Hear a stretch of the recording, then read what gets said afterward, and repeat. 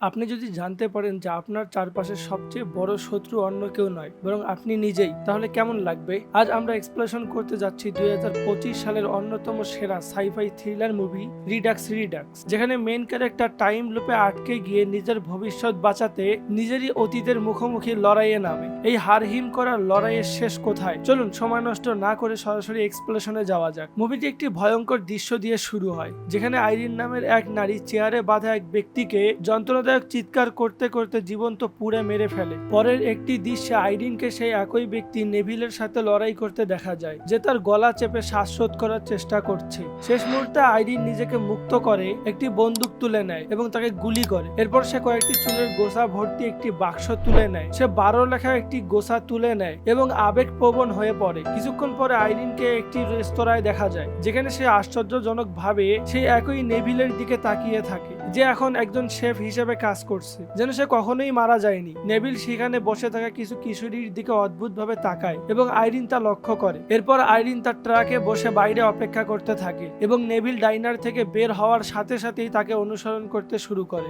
কিছুক্ষণ পরে লোকটি তার বাড়িতে পৌঁছায় এবং আইরিন তার কাছে থাকা চাবি ব্যবহার করে নিঃশব্দে পেছনের দরজা দিয়ে ভিতরে ঢুকে পড়ে। ভিতরে ঢুকে সে নেভিলকে বিছানায় ঘুমন্ত অবস্থায় দেখতে পায় এবং সাথে সাথে তার দিকে বন্দুক তাক করে 12 লেখা চুলের গোছাটির ব্যাপারে জিজ্ঞাসা করে। সে জানায় যে তার নাম ছিল এনা। সে 14 বছর ধরে সুখে জীবন কাটাচ্ছিল, কিন্তু নেভিলের সাথে দেখা হওয়ার পর সবকিছু বদলে যায়। নেভিল না জানার ভান করার চেষ্টা করে আর হঠাৎ তাকে আক্রমণ করার চেষ্টা করে। আইরিন দ্রুত পদক্ষেপ নিয়ে প্রথমে তাকে ছুরি আঘাত করে, তারপর গুলি করে। এরপর সে সেই পুরনো বাক্সটি বের করে আনে এবং 12 নাম্বার লেখা চুলগুলো নিয়ে নেয়। পরের দৃশ্যে আইরিনকে আবার সেই একই ডাইনারে দেখা যায়। নেভিল সেখানে পৌঁছালে সে সবার সামনে তাকে লক্ষ্য করে বেশ কয়েকটি গুলি চালায়, যা দেখে উপস্থিত লোকজন হতবাক হয়ে যায়। কিছুক্ষণ পরে একজন পুলিশ অফিসার এসে পৌঁছায়। আতঙ্কিত আইরিন পিছনের দরজা দিয়ে পালিয়ে যায় এবং কাছেই পার্ক করা একটি গাড়ি চুরি করে। এরপর দ্রুত পালিয়ে যায় আর পুলিশ তার পিছু ধাওয়া করতে থাকে। পালাতে পালাতে আইরিন একটি মোটেলের রুমে পৌঁছায়, যেখানে একটি বড় অদ্ভুত যন্ত্র রাখা আছে।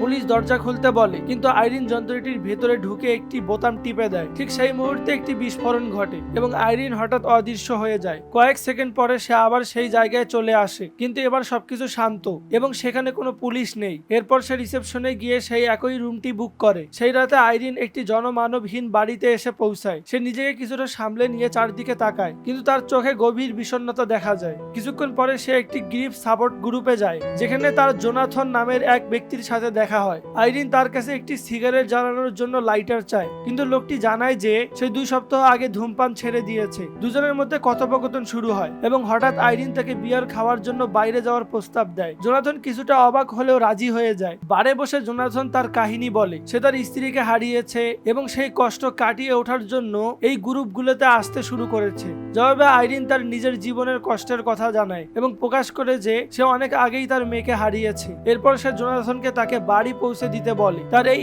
স্পষ্ট দাবি তাই জোনাথনকে অবশ্যই অবাক করে, কিন্তু সে রাজি হয়ে যায়। পরের দৃশ্যে গাড়িতে তারা দুজন আরো ঘনিষ্ঠ হয়। এরপর আইরিন একটি অদ্ভুত তথ্য প্রকাশ করে, তাদের আগেও দেখা হয়েছে, শুধু একবার নয় বরং গত সপ্তাহে এবং তার আগেও বেশ কয়েকবার। তার মতে প্রতিবারই তারা একটি বারে দেখা করে এবং তারপর একইভাবে গাড়িতে সময় কাটায়। সে দাবি করে যে সে বিভিন্ন সমান্তরাল জগতে ভ্রমণ করেছে এবং জোনাথনের সাথে শত শত বার দেখা করেছে। সে এরকমই একটি জগতে তার সাথে 2 মাস বসবাস করেছিল এবং তাদের দুজনের একসাথে তোলা একটি ছবি তাকে দেখায়, যা দেখে জোনাথন অবাক হয়ে যায়। তারপর কাহিনীর মধ্যে একটি বড় রহস্য উন্মোচিত হয়। আইরিন বলে যে সে এমন একটি জায়গা খুঁজে বের করার জন্য বিভিন্ন জগতে ভ্রমণ করেছে, যেখানে তার মেয়ের সাথে সেই দুর্ঘটনা ঘটেনি, কিন্তু প্রতিটি জগতেই ফলাফল প্রায় একই। পার্থক্যটা এতটাই সামান্য যে তা প্রায় চোখেই পড়ে না। এ কারণেই সে সেই লোকটিকে হত্যা করে চলেছে, যে তার মেয়ের জীবন ধ্বংস করেছে, এবং এখন সে নিজেকে এটা করা থেকে থামাতে পারছে না। পরের দৃশ্যে আইরিন সেই একই ডাইনারে ফিরে আসে। সে ওয়েট্রেসকে জিজ্ঞাসা করে নেভিল আজ কাজ করতে আসেনি, কিন্তু জানতে পারে যে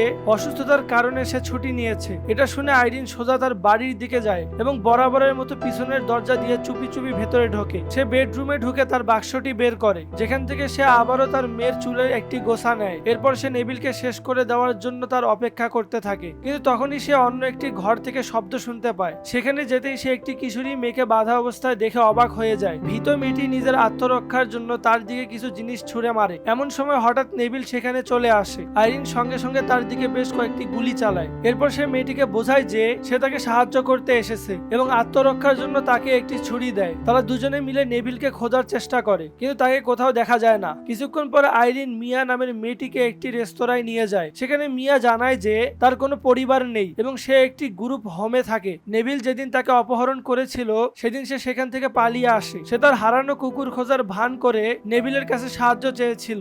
এ কথা শুনে আইরিন বলে যে সে লোকটিকে হত্যা করবে এবং সে জানে যে লোকটি প্রায় ইকো ক্যানিয়ন নামের একটি জায়গায় লুকিয়ে থাকতে যায়। এ কথা শুনে মিয়া তার সাথে যেতে চায় এবং তাকে সাহায্য করতে চায়, কিন্তু আইরিন সরাসরি প্রত্যাখ্যান করে বলে যে সে এখনো একটি শিশু। মিয়া বলে যে লোকটি যতদিন বেঁচে থাকবে ততদিন সে শান্তিতে ঘুমাতে পারবে না, কিন্তু আইরিন তবুও তাকে সঙ্গে নিতে রাজি হয় না। অবশেষে মিয়া নিজেই পুলিশের কাছে যাওয়ার সিদ্ধান্ত নেয় এবং যাওয়ার আগে কিছু টাকা চায়। আইরিন তাকে তার ব্যাগ থেকে টাকা নিতে বলে। মিয়া টাকাটা নিয়ে চলে যায়, কিন্তু কিছুক্ষণ পরে আইরিন বুঝতে পারে কিছু একটা গোলমাল হয়েছে। তার বন্দুকটা নেই। সে মিয়ার পিছু ধাওয়া করার চেষ্টা করে, কিন্তু ততক্ষণে অনেক দেরি হয়ে গেছে। এদিকে মিয়া একটি বক্সের দিকে বন্দুক তাক করে গুলি করার চেষ্টা করে, কিন্তু দেখে যে বন্দুকটি খালি, যা তাকে আরো বিচলিত করে তোলে। এরপর সে একটি সুপার মার্কেটে যায়, যেখানে সে একজন লোকের মনোযোগ অন্যদিকে সরিয়ে দেয়। তার ট্রলি থেকে চুপি চুপি গুলি চুরি করে এবং দ্রুত সেখান থেকে পালিয়ে যায়। এরপর মিয়া লিফট পাওয়ার জন্য হাইওয়েতে দাঁড়ায়। কিছুক্ষণ পরে একজন মহিলা চালক গাড়ি থামিয়ে তাকে ইকো ক্যানিয়নে নামিয়ে দিতে রাজি হয়। কিছু দূর যাওয়ার পর তারা একটি হোটেলে থামে। সেখানে মহিলাটি মিয়াকে তার অবস্থা সম্পর্কে প্রশ্ন করে, কিন্তু সে বেশি কিছু জানায় না। ঠিক তখনই মিয়া সেখানে আইরিনকে দেখতে পায় এবং আতঙ্কিত হয়ে সঙ্গে সঙ্গে ওয়াশরুমে ছুটে যায়। ভেতরে আইরিন তার মুখোমুখি হয় এবং তার বন্দুক ফেরত চায়। তখনই মহিলা চালকটি সেখানে এসে পৌঁছায়। তার মনে হয় আইরিন মিয়ার ক্ষতি করছে। সে পুলিশ ডাকার হুমকি দেয়, কিন্তু মিয়া দ্রুত পরিস্থিতি শান্ত করে বলে যে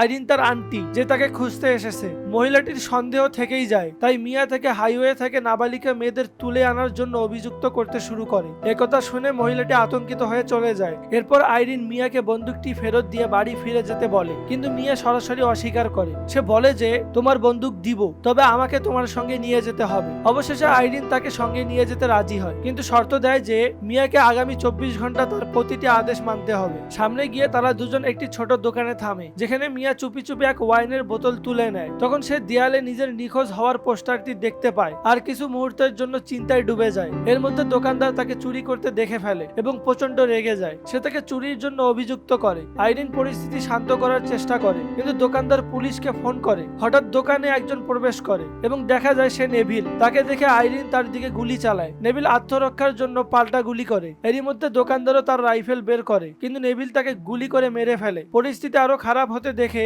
আইরিন দোকানদারের রাইফেলটি নিয়ে নেয় এবং মিয়াকে ট্রাকের পিছনে লুকিয়ে পড়তে বলে। মিয়া তার কথা মেনে পালিয়ে যায়, কিন্তু বাইরে পুলিশ এসে পড়ায় পরিস্থিতি আরো বিপজ্জনক হয়ে ওঠে। নেভিল হাত তুলে ধীরে ধীরে বেরিয়ে আসে এবং পুলিশকে বলে যে একজন পাগল মহিলা তাকে আক্রমণ করছে, কিন্তু সে আর কিছু বলার আগে আইরিন পেছন থেকে তাকে গুলি করে পালিয়ে যায়। সে কোনো মতে তার ট্রাকে পৌঁছায়। মিয়াকে সঙ্গে নিয়ে অদ্ভুত যন্ত্রটিতে প্রবেশ করে। মুহূর্তের মধ্যে দুজনেই নিজেদেরকে একটি ভিন্ন জগতে নিয়ে আসে। যন্ত্রটি থেকে বেরিয়ে মিয়া অবাক হয়ে যায়। জায়গাটা একই, কিন্তু পুলিশ নেই। তারা দুজনেই সেই একই দোকানে ফিরে যায় এবং দোকানদারকে জীবিত দেখে ও তার নিখোঁজ হওয়ার পোস্টারটি আবার দেওয়ালে টাঙ্গানো দেখে মিয়া আরো অবাক হয়ে যায়। অথচ তার ছিঁড়ে ফেলা আগের পোস্টারটি তখনও তার হাতেই রয়েছে। এরপর আইরিন দোকানদারের কাছ থেকে একটি পুরনো পিকআপ ট্রাক কিনে মিয়ার সাথে বেরিয়ে পড়ে। পথে মিয়া অবাক হয়ে জিজ্ঞাসা করে এইমাত্র কি ঘটলো। তখন আইরিন মাল্টিভার্স সম্পর্কে সত্যটা প্রকাশ করে। তার যন্ত্রটি বিভিন্ন সমান্তরাল জগতে যাওয়ার প্রবেশদ্বার খুলে দেয়। সে ব্যাখ্যা করে যে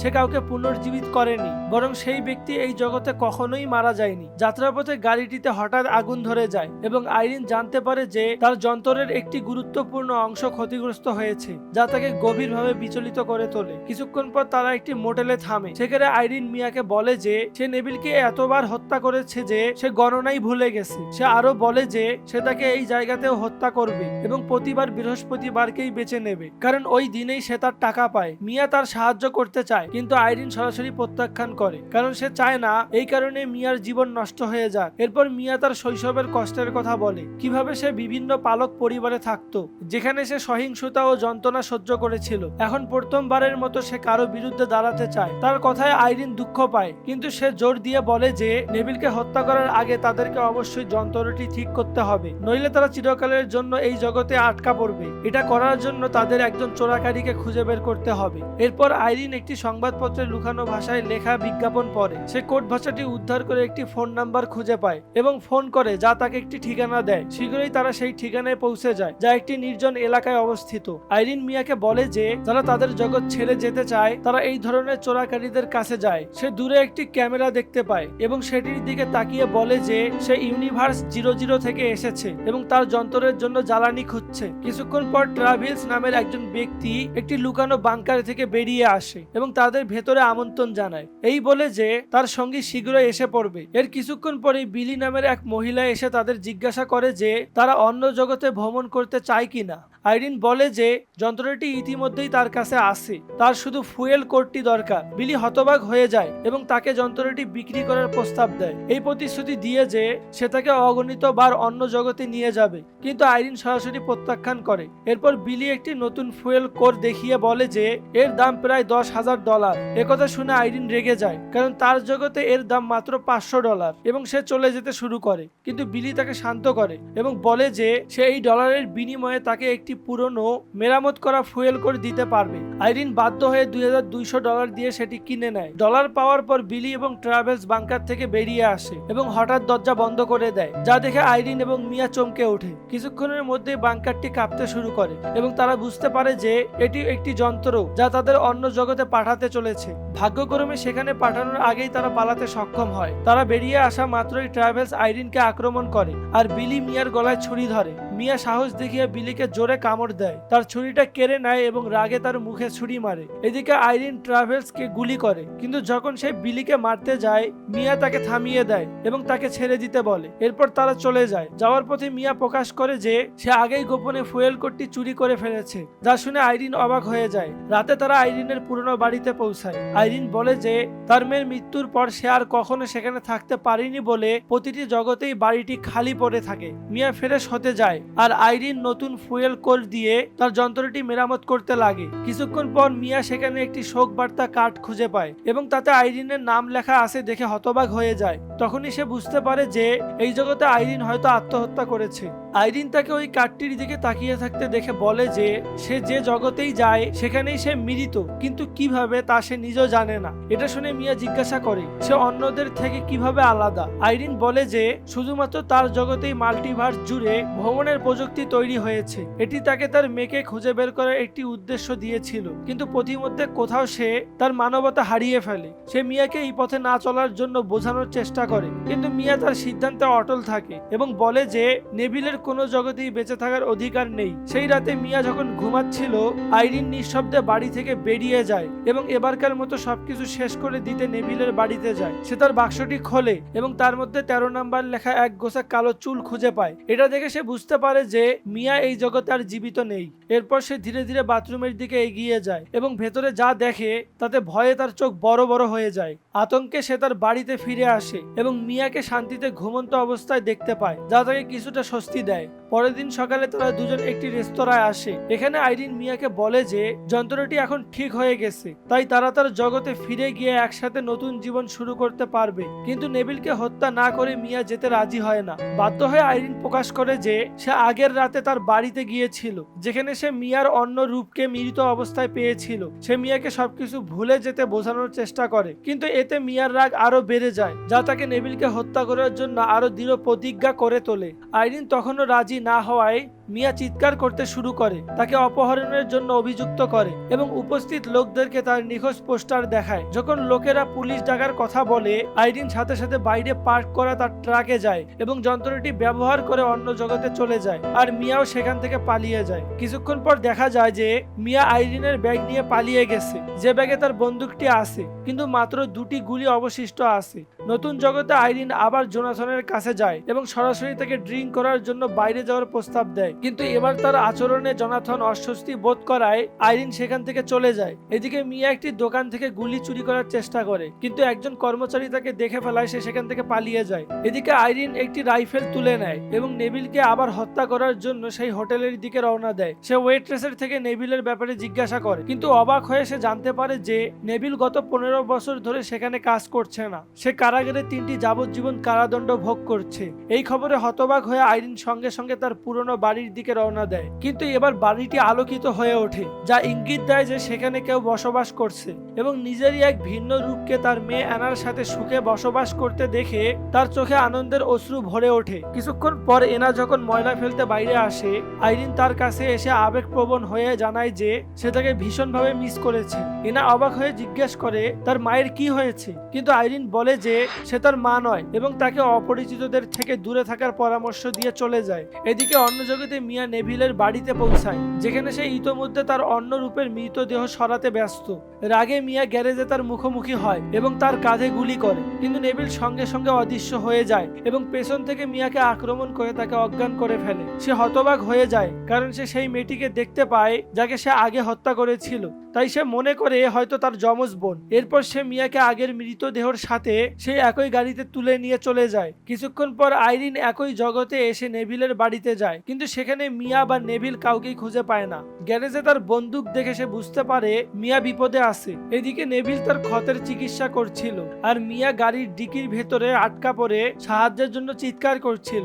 সে তাকে টেনে বের করে একটি ব্যারেলের মধ্যে রাখে এবং কুড়াল দিয়ে মারতে শুরু করে, যার ফলে মিয়া ভয়ে চিৎকার করে। সে তাকে ধীরে ধীরে হত্যা করার সিদ্ধান্ত নেয়। সে ব্যারেলটি কাছের একটি জলাশয়ে ফেলে দেওয়ার প্রস্তুতি নেয়। ঠিক তখনই আইরিন এসে নেভিলকে গুলি করে, কিন্তু সে তবুও ব্যারেলটি পানিতে ফেলে দেয়। ভয়ে আইরিন মিয়াকে বাঁচাতে ছুটে যায়, কিন্তু রাস্তার পাশে পাতা একটি জালে তার পা মারাত্মকভাবে জড়িয়ে যায়। পানির নিচে মিয়া মরিয়া হয়ে ব্যারেল থেকে বের হওয়ার চেষ্টা করছিল। এদিকে নেভিল আইরিনের কাছে পৌঁছে তাকে জলাশয়ের দিকে টেনে নিয়ে যায়। তখনই সে বুঝতে পারে যে আইরিন তার লক্ষ্যবস্তু করা মেয়েদের মধ্যে একজনের মা। সে ঠান্ডা মাথায় তাকে পানিতে ধাক্কা দিয়ে ফেলে দেয় এবং বলে যে এখন সেও তার মেয়ের কাছে যাবে। মনে হচ্ছিল সবকিছু শেষ, কিন্তু তারপরেই কাহিনী একটি বড় মোড় নেয়। মিয়া যে কোনো ভাবে পানি থেকে উঠে আসতে সক্ষম হয়। হঠাৎ পেছন থেকে এসে কুড়াল দিয়ে নেভিলের মাথায় সজোরে আঘাত করে। এই আঘাতে নেভিল পানিতে পড়ে যায় এবং এবার মনে হয় সত্যি তার শেষ এসে গেছে। এদিকে আইরিনও জাল থেকে তার পা মুক্ত করতে সক্ষম হয় এবং সাঁতরে উপরে উঠে আসে।